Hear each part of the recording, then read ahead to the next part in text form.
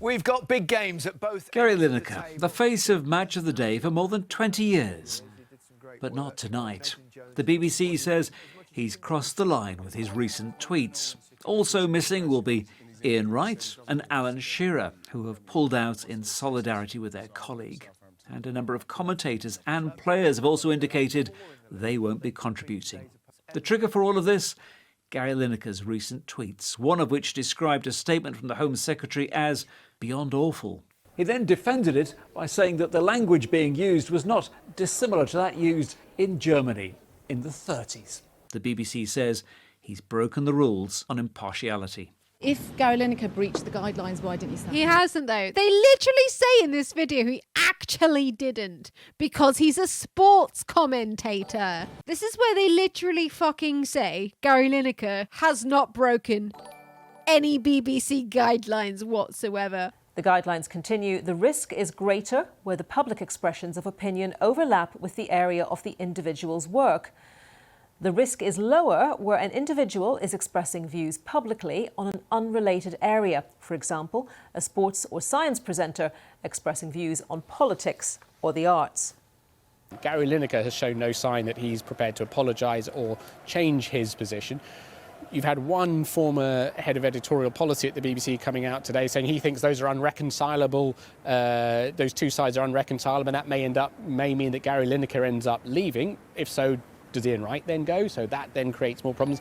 Equally, you've had a former Director General who was on the Today programme this morning. That is a good point, though. Oh, I like that screenshot. He does have all power in this situation as well, though. Are people going to watch Match of the Day without Gary Lineker and his co-hosts? Or are they going to go and set up their own programme on some rival streaming service? They'll probably do that instead if the BBC piss them off that much. The Beeb aren't getting anything good out of this. Nothing. I honestly don't understand why they would do this when they're not getting anything good out of it whatsoever. Other than just people leaving and not watching the BBC anymore. What else are they going to get out of this? They're not going to get anything out of this. People are just going to hate them. People already hate them for this. Even the worst people in the fucking world hates the BBC for doing this.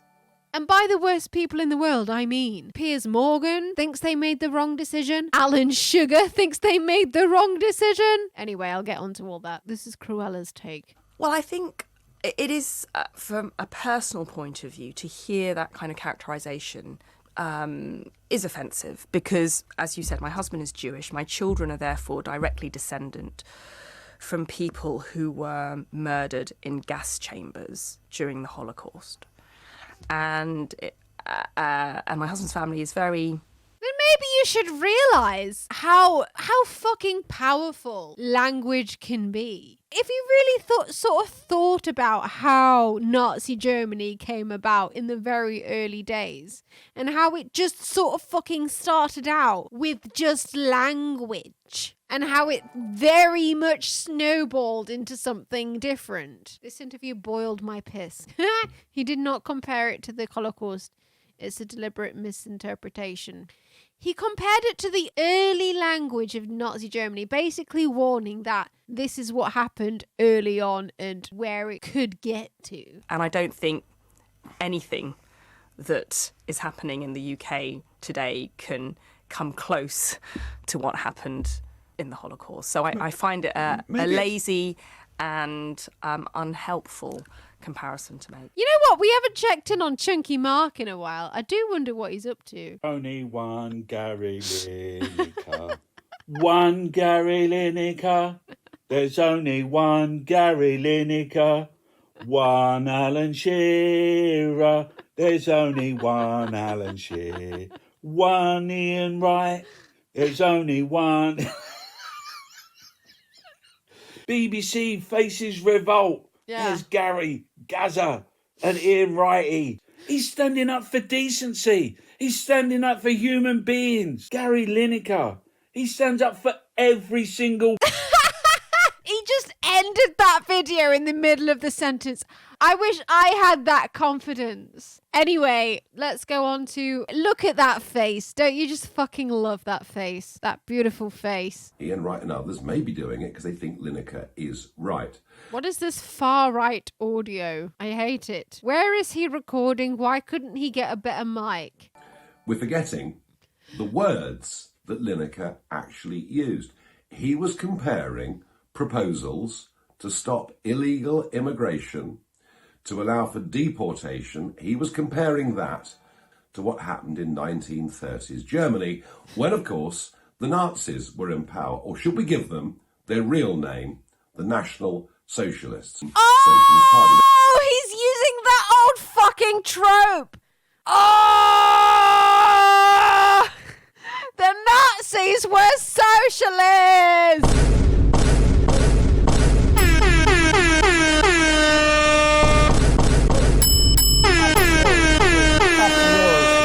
Moralists. We'll see who cancels who. If you are comparing senior elected politicians to Hitler and his mob in the 1930s in terms of their language and their actions, you're encouraging people to literally hate these people. I think this is dangerous. I think it's wrong. I think Gary Lineker is spreading hate. I don't think he means to spread hate, but that's the effect of what he is doing. We need to call this out. We just cannot allow our Conservative government, not that I'm friends of theirs, but we cannot allow this government to be compared to the National Socialists. That is not good for society. Lineker is wrong. He did what Chunky Mark did. He stopped the video halfway through a sentence. Finish your sentence. What the fuck? He Chunky Marked his way out. What the fuck was that entire video? Not just the end, the entire thing. The fuck did that even mean? But yeah, basically, the BBC had Andrew Neil as a major political presenter for a very long time. And the entire time, guys, he was, I believe, chief editor the entire time of The Spectator, which is a very right-wing publication. Genuinely interested in your thoughts on Andrew Neil, who, like Gary Lineker, was on a freelance contract, was an actual flagship political journalist, shared a hard right magazine, repeatedly voiced right-wing opinions on Twitter, and the BBC defended him for doing so. This is what the BBC responded to him. Thank you for contacting us with your complaint about Andrew Neil. Andrew is a freelancer and his Twitter account is a personal one. Oh, who does that sound similar to? The BBC is not responsible for its content. We'd also point out that on Twitter, Andrew states that his views are his own and that he is the chairman of The Spectator. This means that his tweets publicising The Spectator are related to his role there and unrelated to his work for the BBC. Oh, really? That's interesting. When carrying out his responsibilities for the BBC, he always adheres to the same rules of impartiality. As all other presenters, we hope this reply helps to allay your concerns. And we'd like to thank you again for getting in touch. Would you like to know which other BBC personalities they've given quite a lot of leeway to over the years? Jeremy Clarkson once said, striking public sector workers should be shot. Top Gear presenter Jeremy Clarkson caused outrage last night when he said striking public sector workers should be shot dead in front of their families. But that's okay, guys. That's within the BBC editorial guidelines. That's fine. We can allow him to carry on talking about cars. But we must not allow Gary Lineker to carry on talking about footballs. We just can't, because that's entirely different. Okay?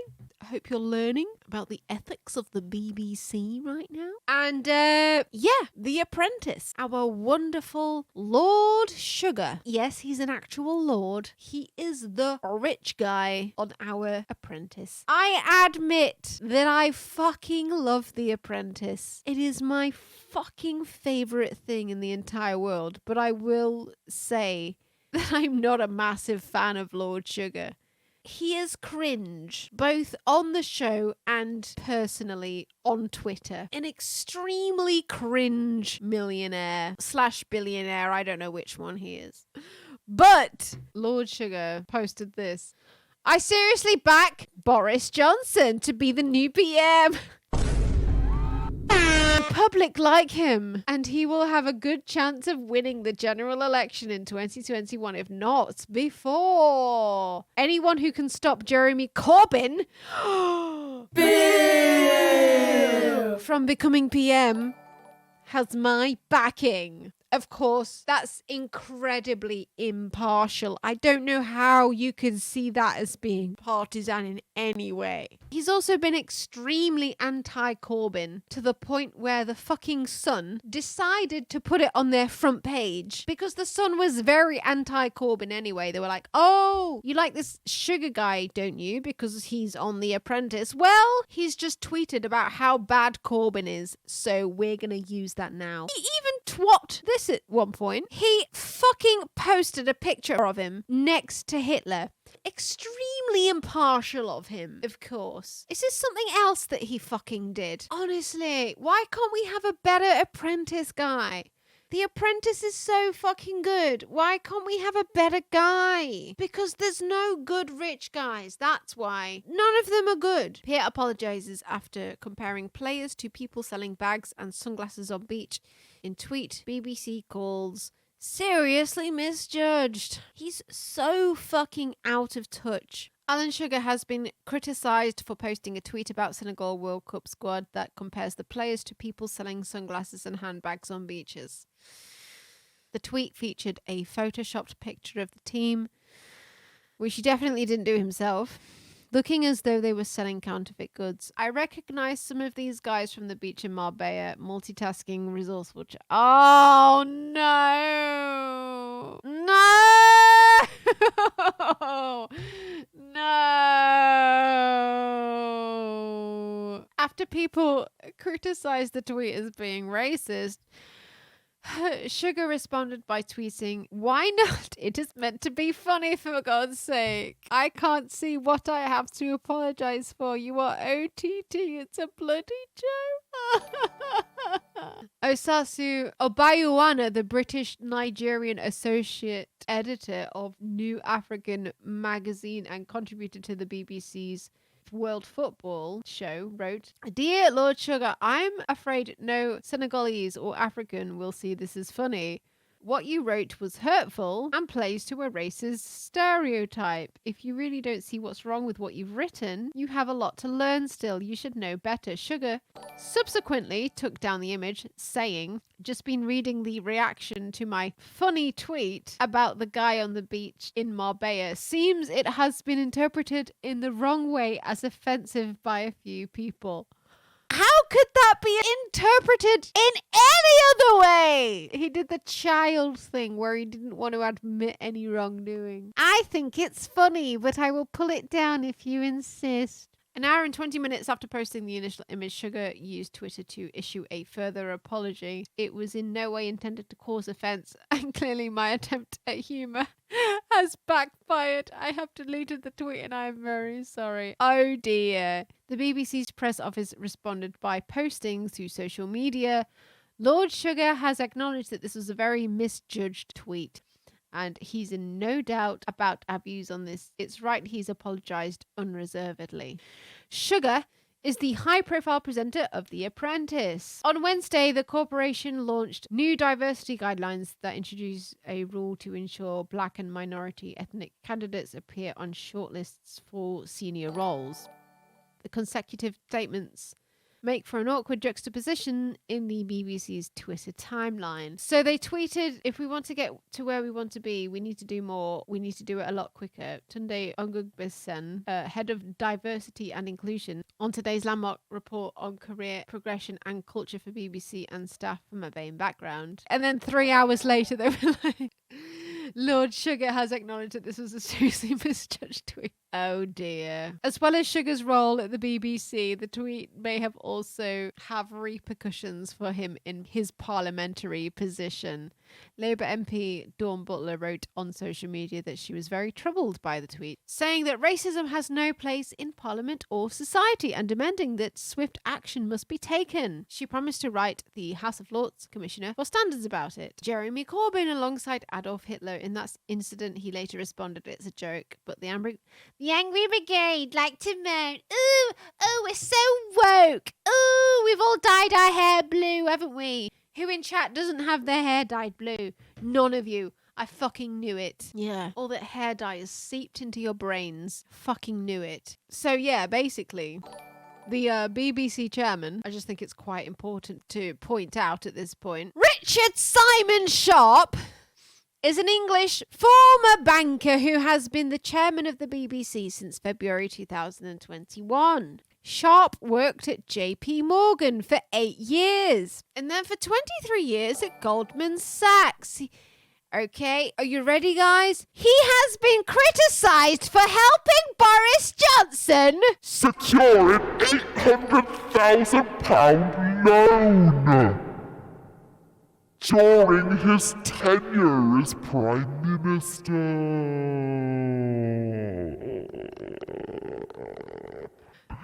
He used to be the boss of the current UK Prime Minister, Rishi Sunak, at Goldman Sachs. He has donated more than £400,000 to the Tory party! So yeah, that's the chairman of the BBC right now. That's what he's up to. So I mean, is it fucking surprising in any way that all of this shit is going on? You could have put a deposit down on quite the mansion with 400k. But what you fucking decided to do, Richard Sharp, was give it to the fucking Tory party. But like, overall, I don't know if this is a controversial take, guys. But overall, I think it's a good thing that we have the BBC. It's not perfect, but I think that we should fight for it instead of against it. Is that controversial? I don't know. But I like that we have it and we have a sort of state media outlet that's supposed to be impartial. And I think that it's a good thing that when it's not, clearly not being impartial, then we have free speech to say, hey, you're not being impartial right now. And I feel like that's a good thing that we can be like that and say things like that to the BBC.